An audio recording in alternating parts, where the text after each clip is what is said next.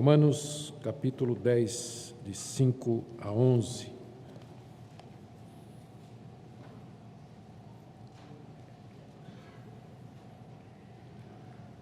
Diz assim a palavra de Deus. Palavras do apóstolo Paulo. Ora, Moisés escreveu que o homem que praticar a justiça decorrente da lei viverá por ela. Mas a justiça decorrente da fé assim diz: não perguntes em teu coração quem subirá ao céu, isto é, para trazer do alto a Cristo, ou quem descerá ao abismo, isto é, para levantar Cristo dentre os mortos. Porém, o que se diz? A palavra está perto de ti, na tua boca e no teu coração. Isto é, a palavra da fé que pregamos. Se com tua boca confessares Jesus como Senhor e em teu coração creres que Deus o ressuscitou dentre os mortos, serás salvo. Porque com o coração se crê para a justiça e com a boca se confessa a respeito da salvação. Porquanto a Escritura diz: todo aquele que nele crê não será confundido. Até aqui, queridos, a leitura da palavra de Deus. Vamos pedir que o Espírito Santo nos conduza na compreensão dos ensinamentos de Deus aqui na sua palavra. Pedimos, nosso Deus, que teu Espírito Santo nos conduza na compreensão do que foi escrito pelo teu apóstolo inspirado, o apóstolo Paulo, que as palavras que ele aqui grafou sejam tornadas vivas e relevantes para nós, mediante a iluminação do nosso Mestre, o Espírito Santo. Pedimos, Pai, que cada um de nós nessa noite seja iluminado por ele e receba exortação, encorajamento, conforto, esclarecimento, tudo de acordo com a necessidade que o Senhor conhece tão bem. É o que nós pedimos em nome de Jesus. Amém. Queridos, nós estamos na quarta parte da carta aos Romanos. Na primeira parte, nós vimos como o apóstolo Paulo fala a respeito da perdição de toda a raça humana, não somente os gentios, os pagãos, que nunca ouviram o Evangelho, mas os próprios judeus que receberam a lei de Deus, todos estão debaixo de condenação, porque não conseguem seguir a luz que receberam de Deus. Os gentios, a luz da natureza e da consciência; os judeus, além dessas duas, também a luz da revelação escrita, a Bíblia. Paulo fala disso nos capítulos de 1 a 3. Em seguida, Paulo, nos capítulos, metade do capítulo 3 até o 5, ele fala de como Deus, mediante a fé em Jesus Cristo, justifica plenamente quer judeus, quer gentios. Na cruz do Calvário, Cristo ofereceu um sacrifício perfeito, uma propiciação, um pagamento pelos nossos pecados, de forma que, com base nesse sacrifício, Deus aceita e perdoa pecadores arrependidos que pela fé se chegam até Ele. Isso Paulo fala nos capítulos 3 a 5, como dissemos. De 6 a 8, Paulo fala de que maneira, então, esses pecadores que foram justificados gratuitamente pela fé em Cristo Jesus devem viver nesse mundo. É a parte que fala da santificação. Paulo explica no capítulo 6 como é que eles podem ser livres do pecado, no capítulo 7 como é que eles são livres da lei, e no capítulo 8 ele fala da vida no Espírito Santo. E aí entramos naquela parte que é considerada a mais complexa da carta aos Romanos, que é exatamente a quarta parte, capítulos de 9 a 11, onde o apóstolo Paulo responde a uma pergunta que estava latente durante todo esse tempo. Qual é, então, o lugar da nação de Israel no plano de Deus? Porque se a salvação é pela fé em Cristo Jesus, como é que ficam as promessas que Deus fez a Abraão? A aliança, a lei que foi dada no alto do Monte Sinai, os sacrifícios de animais, o sacerdócio levítico, todos os pactos, como é que fica isso? Como é que Israel encaixa dentro do plano de Deus? Paulo então responde isso nos capítulos 9, 10 e 11. E ele dá uma resposta, e nesses capítulos a resposta vai em três direções. Na primeira, que está no capítulo 9, Paulo diz que Israel rejeitou o Messias por conta da eleição e da predestinação divinas, porque há um Israel dentro de Israel. Serão salvos aqueles judeus que foram eleitos por Deus antes da fundação do mundo, os quais, ao ouvirem o Evangelho, creram no Senhor Jesus. Portanto, as promessas de Deus não falharam, porque as promessas, o pacto tinha sido feito com esse que Paulo chama de remanescente fiel. É disso que Paulo trata no capítulo 9. Mas aí, em seguida, no capítulo 10, Paulo diz que Israel se perdeu por sua responsabilidade, porque eles desconheceram a justiça de Deus e resolveram estabelecer a sua própria, rejeitando Jesus Cristo, que está essa parte que foi a última mensagem que nós pregamos, que foi em dezembro. Eu vou ler para vocês, capítulo 10, de 1 em diante. Irmãos, a boa vontade do meu coração e a minha súplica a Deus a favor deles, eles aqui são os judeus, são para que sejam salvos. Naturalmente, então, eles estavam perdidos.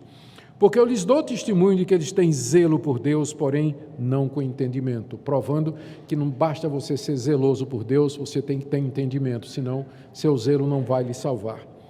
Porquanto, desconhecendo a justiça de Deus, ou seja, a maneira como Deus justifica o pecador, e procurando estabelecer a sua própria justiça, os judeus não se sujeitaram à justiça que vem de Deus. E que justiça é essa? Verso 4. Porque o fim da lei que Deus deu a Moisés é Cristo, para a justiça de todo aquele que crê. Ou seja, nesses versículos o apóstolo Paulo explicou o porquê que a nação de Israel rejeitou o Messias, Jesus Cristo. A grande maioria dos judeus não creu que Jesus era o Messias, e eles entregaram Jesus para ser crucificado. A resposta de Paulo é que eles desconheceram o que Deus havia revelado no Antigo Testamento, de que a justificação do pecador é mediante a fé no Messias. Desconhecendo isso, então eles procuraram estabelecer o seu próprio caminho de salvação, que era o caminho de praticar a lei, de ganhar méritos diante de Deus, para que então pudessem merecer a salvação, e dessa forma eles acabaram rejeitando aquele que é o fim da lei, que é Jesus Cristo. Isso foi o que nós vimos na última mensagem. Na mensagem dessa noite, nós vamos ver a continuação, onde o apóstolo Paulo diz que os judeus desconheceram a Jesus Cristo voluntariamente, porque Moisés havia falado com clareza no Antigo Testamento que a salvação é pela fé e não pelas obras. Paulo faz isso citando duas passagens, uma em Levítico, onde ele fala a respeito da justificação mediante a lei, como sendo alguma coisa impossível, e a outra passagem em Deuteronômio, onde ele interpreta para mostrar que Moisés estava falando da salvação pela fé em Cristo Jesus. E ele termina com uma citação em Isaías, no verso 11, como nós acabamos de ler. O meu objetivo nessa noite é tentar descompactar essa passagem, que é considerada por alguns como uma das passagens mais complicadas da carta aos Romanos, porque parece que Paulo está jogando Bíblia contra Bíblia, citando Moisés contra Moisés. Uma hora Moisés diz que a salvação é pela lei e outra hora Moisés diz que a salvação é pela graça, não é? Como é que a gente resolve isso?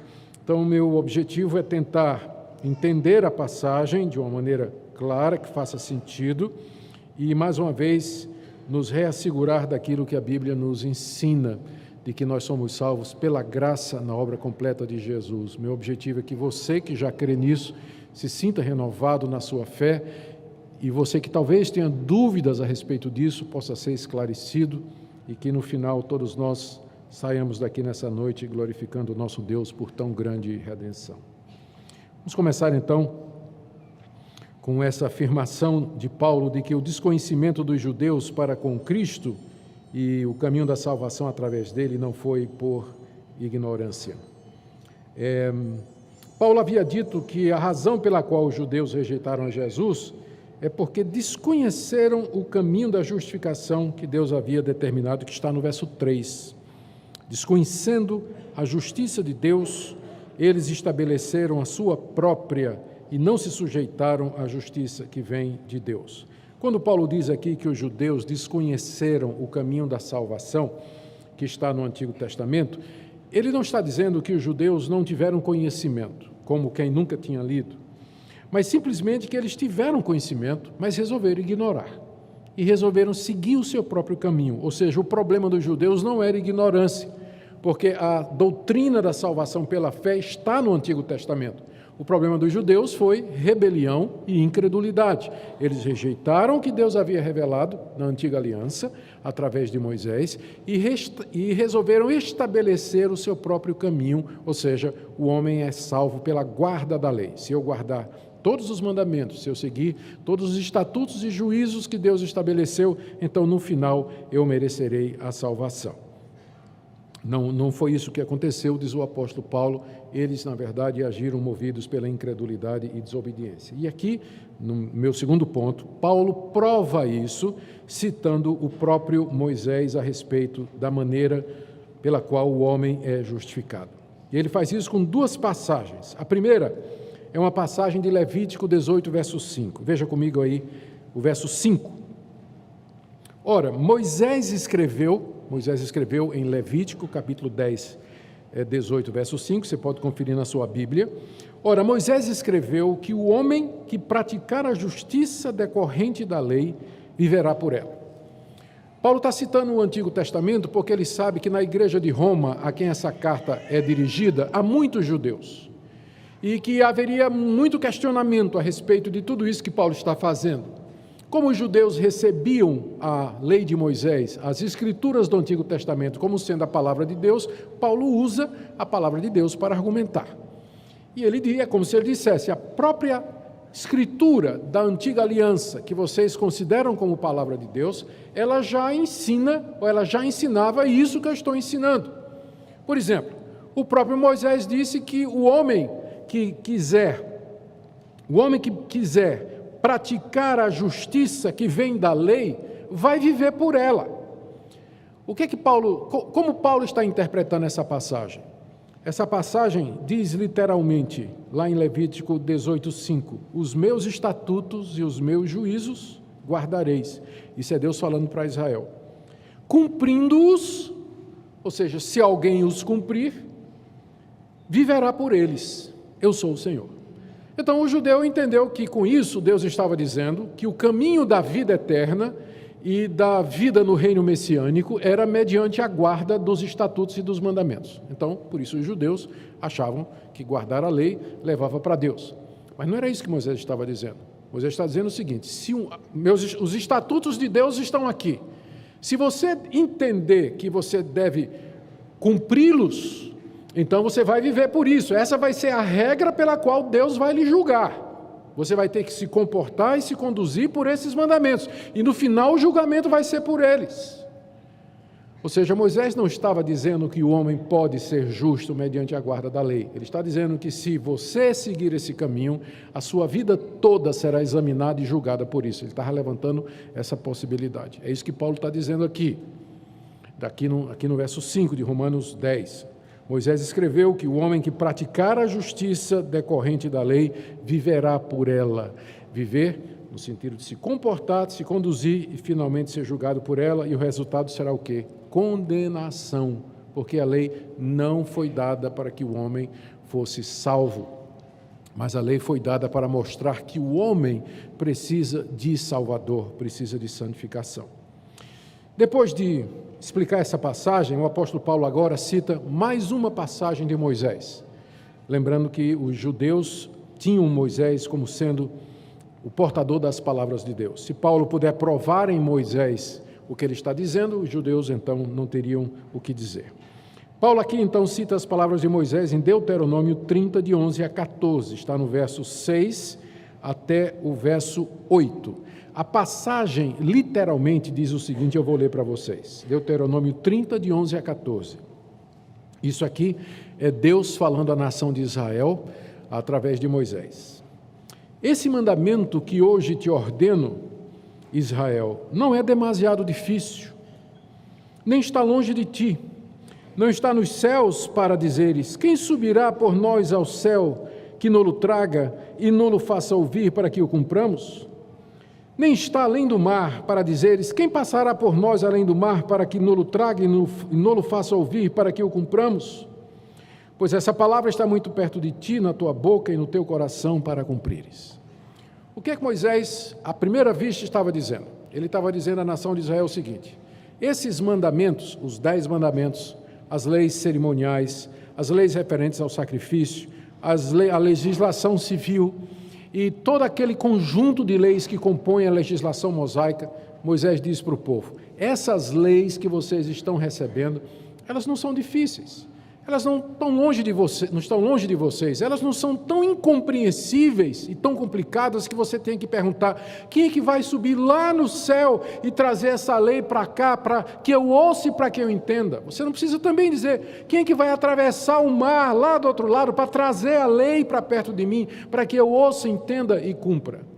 Você não precisa dizer isso. Por quê?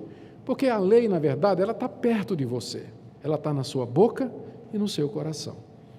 Então os judeus pegaram essa passagem e disseram assim: então Moisés está dizendo que nós podemos guardar a lei, e que é fácil, que é possível guardar a lei de Deus. Então os judeus se fortaleceram com essa interpretação, e o judaísmo do segundo templo, o farisaísmo na época de Jesus, ensinava que o homem era salvo pela guarda da lei, inclusive citando passagens como essa de Deuteronômio, onde Moisés parece estar dizendo que é fácil guardar a lei, não é uma coisa tão impossível como ir lá no alto dos céus, e nem tão distante como ir na profundeza do mar, mas é alguma coisa que está perto de nós, portanto, é perfeitamente factível, nós podemos fazer. Essa era a interpretação corrente na época de Paulo entre os judeus para justificar que o homem se salva pela obediência. Mas aí Paulo dá a interpretação da passagem. E a interpretação é surpreendente. Ele diz que quando Moisés fala: não pergunte no seu coração quem é que vai subir ao alto para trazer a lei para que eu ouça e entenda. O que Moisés está dizendo é: quem é que vai subir ao alto para trazer a Jesus Cristo? Porque Cristo é o final da lei, Ele é o objetivo da lei, Ele é aquele que cumpre a lei. E o próprio fato do judeu perguntar: quem é que vai trazer a lei para perto de mim? Já significa que ele não pode ser salvo pelos seus méritos, ele precisa de alguém que traga a lei para ele, alguém que traga a redenção para ele. Então, na hora que Moisés diz: não pergunte quem é que vai trazer do alto a lei para que eu possa ouvir, compreender e praticar, Paulo está dizendo, ele está simplesmente falando a respeito de Jesus Cristo. Era como se, como ele diz aqui, isto é, não pergunte no seu coração quem é que vai subir ao céu para trazer Cristo. A resposta é: você não precisa fazer essa pergunta, porque Deus já mandou Jesus Cristo, Ele já desceu do céu à terra, Ele nasceu no ventre da Virgem Maria, Ele encarnou, Ele se tornou um de nós, Ele está entre nós, viveu a nossa vida como um de nós, como participante da raça humana. Então, essa questão já foi resolvida, e não foi você que resolveu, não foi por suas obras. Da mesma forma, não pergunte quem é que vai ir no fundo do abismo para trazer a lei, isto é, trazer Cristo de entre os mortos, porque Ele já ressuscitou depois de ter morrido pelos seus pecados, de ter sofrido na cruz do Calvário. Ele ressurgiu triunfante da sepultura, Ele vive pelos séculos dos séculos, tendo efetuado uma perfeita redenção. Portanto, a única coisa que você precisa fazer, essa palavra do Evangelho está pertinho de você, ela está na sua boca e no seu coração. Aí Paulo termina no verso 8 dizendo, é isso que ele diz no final do verso 8, leia comigo. O que se diz? O que é que Moisés disse depois de dizer? Não se pergunte quem vai para cima nem quem vai para baixo. O que é que Moisés disse? Moisés disse: a palavra está perto de ti, na tua boca e no teu coração. Aí Paulo diz: mas é exatamente isso que eu prego, não é isso? Final do verso 8. Essa é a palavra da fé que pregamos. Porque é a fé que pergunta: onde está Cristo? Onde está aquele que é meu Salvador? É a fé que pergunta isso. Será que Ele está tão alto? Será que Ele está tão longe, tão distante? E Paulo então vê nas palavras de Moisés o próprio Evangelho da graça sendo explicado. É por isso que ele diz, os judeus não têm desculpa.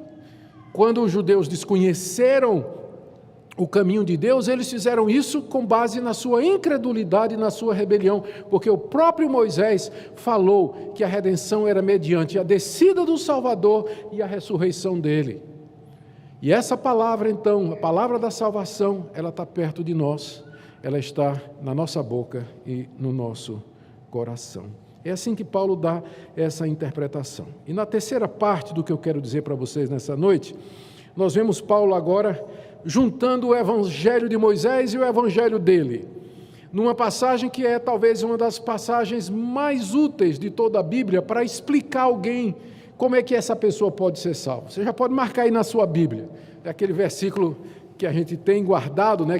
De repente você está numa conversa e alguém pergunta, tá, tudo bem, mas o que é que eu faço para ser salvo? Aí você, olha aqui, ó, se com a tua boca confessares Jesus como Senhor, e em teu coração creres que Deus o ressuscitou dentre os mortos, serás salvo. Porque com o coração se crê para a justiça e com a boca se confessa a respeito da salvação. Nesses 2 versículos, Paulo resume o evangelho de Moisés e o evangelho que ele prega. E como eu disse, eles se constituem talvez uma daquelas passagens mais claras, úteis e preciosas para mostrar a alguém o caminho da redenção. De que maneira alguém pode ser salvo? Quer seja um judeu, quer seja um gentil. O que é que Moisés ensinou? O que é que Paulo ensinou? Está resumido em 2 coisas que, na verdade, é apenas uma, que se expressa de 2 maneiras. Primeiro, verso 9, você tem de crer de todo o coração que Deus ressuscitou Jesus de entre os mortos. Paulo diz aqui, verso 9, na parte final, se creres que Deus o ressuscitou dentre os mortos. E no verso 10, com o coração se crê para a justiça. Você tem de crer com o coração que Deus ressuscitou Jesus Cristo dentre os mortos. Você deve crer que Deus fez Jesus Cristo reviver depois de ter ficado morto pelo período de 3 dias após ter sofrido na cruz. Meus irmãos, nós não vemos mortos ressuscitar, mortos não ressuscitam. Mortos não ressuscitam, nós não vemos isso acontecer, ninguém vê isso acontecer, porque mortos não ressuscitam. Mas a condição para que você seja cristão e para que você seja salvo é que Deus fez uma exceção há 2000 anos atrás, quando Ele fez Jesus de Nazaré viver outra vez, depois de ter passado 3 dias morto e sepultado. Se você não crê nisso de coração, você não pode ser cristão e, muito menos, mais importante, você não pode ser salvo.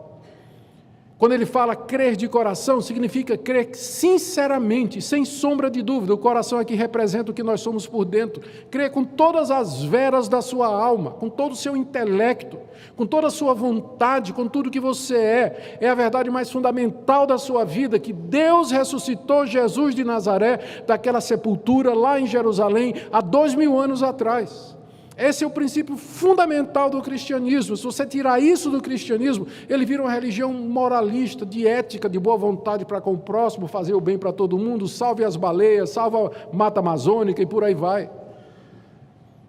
É isso que faz o cristianismo diferente de todas as outras religiões, porque é baseado num milagre único de Deus há 2000 anos atrás, que Ele trouxe aquele carpinteiro à vida. Você crê nisso? De todo o coração, sinceramente, no fundo da sua alma. Essa é a primeira coisa que Paulo diz. Significa, não somente que crê que Deus o ressuscitou dentre os mortos, mas que Ele vive. Porque Ele não ressuscitou para morrer de novo, como outras ressurreições aconteceram na Bíblia. E a diferença entre a ressurreição de Cristo e a de Lázaro, por exemplo, é que Lázaro morreu de novo. Por isso que a ressurreição de Cristo é um milagre único, exclusivo, não tem nenhum igual a Ele.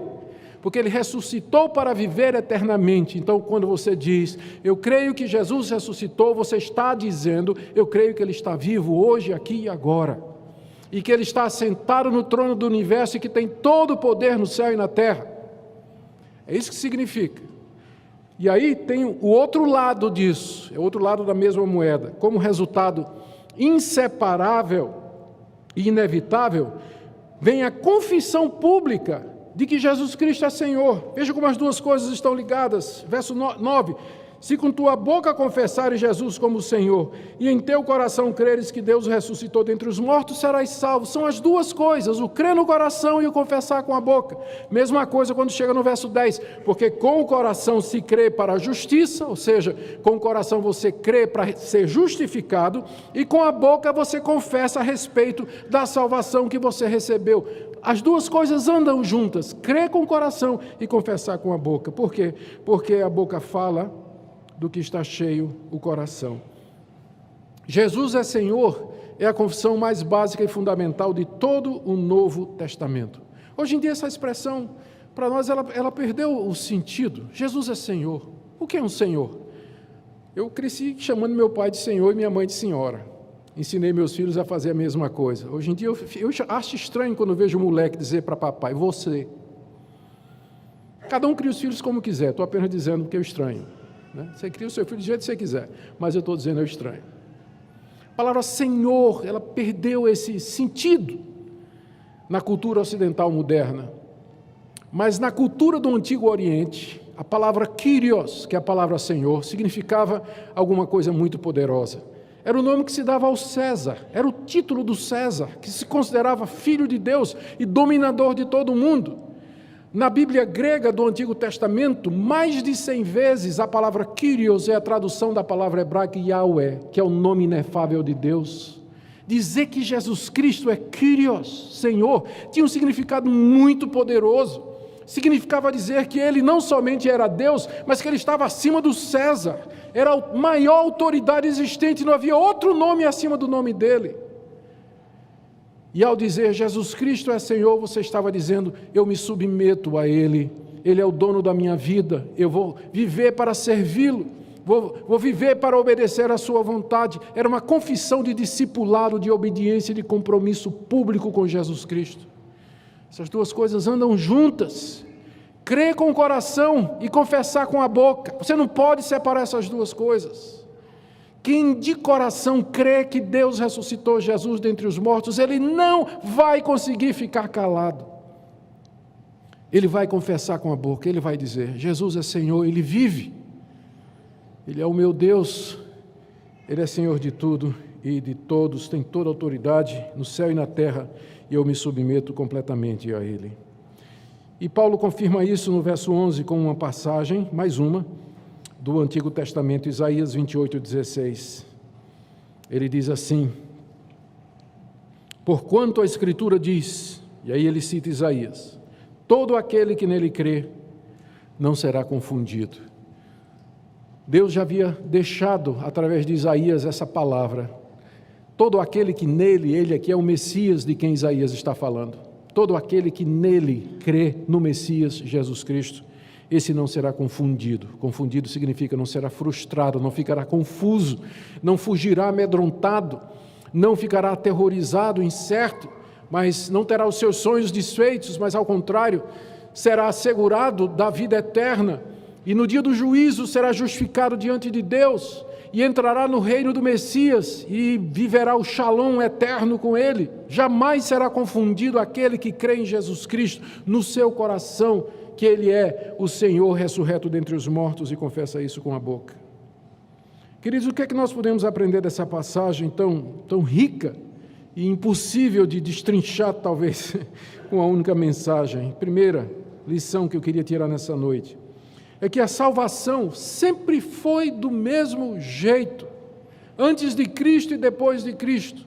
Deus não tem dois métodos de salvação, Deus não tem dois povos. Alguns acham que Deus que tem Israel e tem a igreja como plano B. Deus nunca teve plano B, Deus sempre teve um único povo, que foi salvo sempre da mesma maneira. O evangelho sempre foi um, o evangelho de Moisés é igual ao evangelho de Paulo. Veja como Paulo diz aqui, é isso que nós pregamos, isso que Moisés ensinou, é isso que nós estamos pregando aqui. Há uma unidade entre o Antigo e o Novo Testamentos.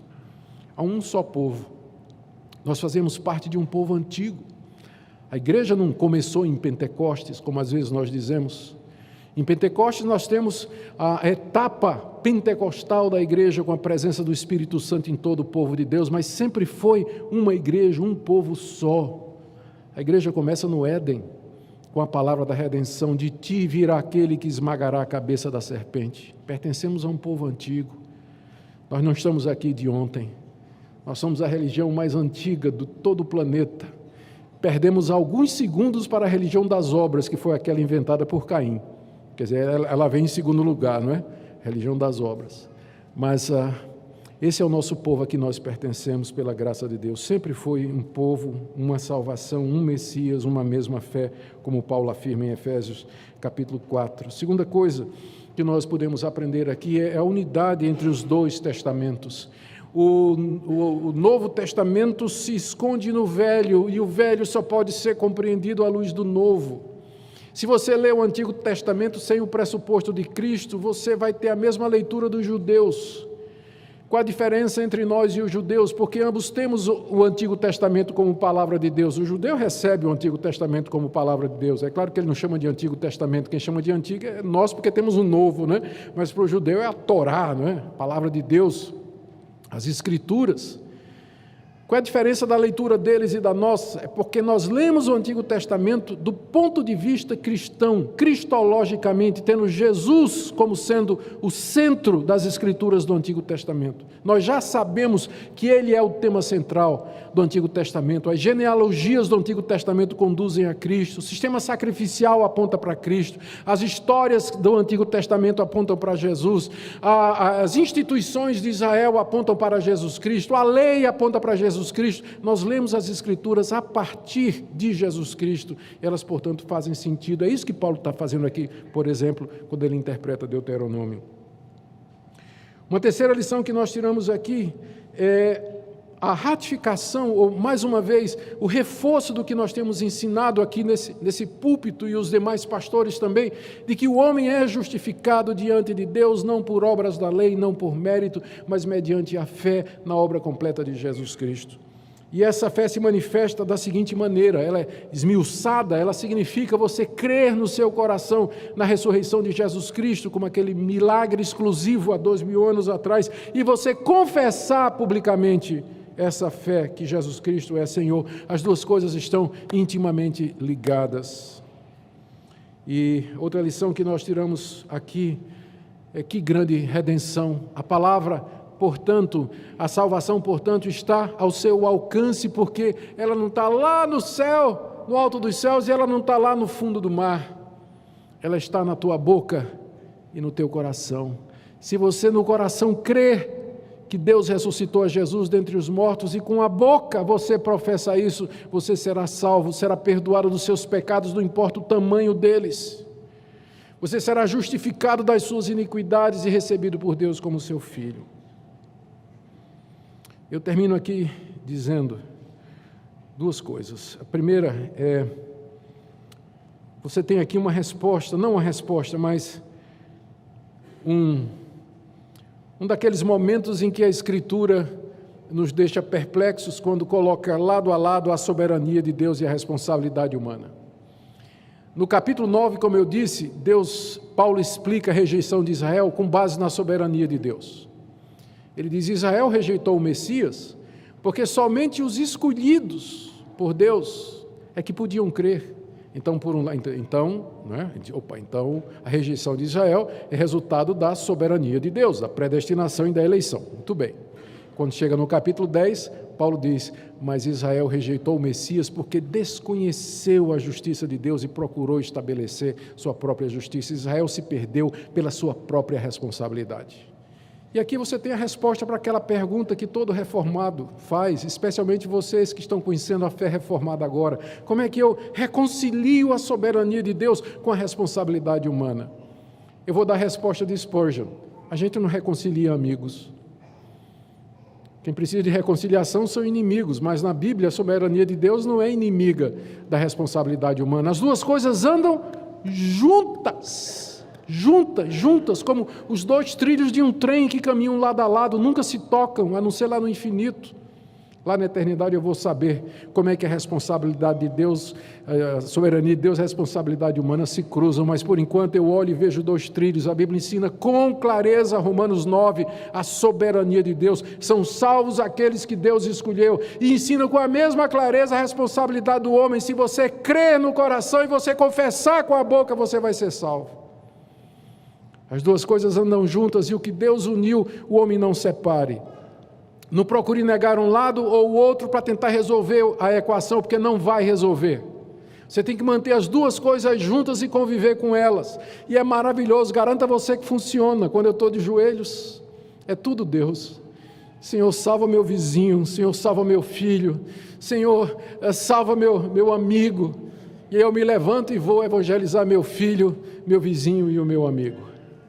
As coisas andam juntas, como Paulo mostra aqui. Capítulo 9, Israel se perde por conta da soberania de Deus. Capítulo 10, Israel se perde por conta da sua própria responsabilidade. Capítulo 9, somente aqueles que Deus escolheu vai ser salvo. Capítulo 10, se você crer e você confessar, você vai ser salvo. Essa é a resposta da Escritura, mantendo juntas essas coisas. A última coisa que eu quero dizer é que você não pode separar a confissão do coração crente. As duas coisas andam juntas. Às vezes as pessoas pensam assim: eu sou crente, mas eu vou guardar isso para mim.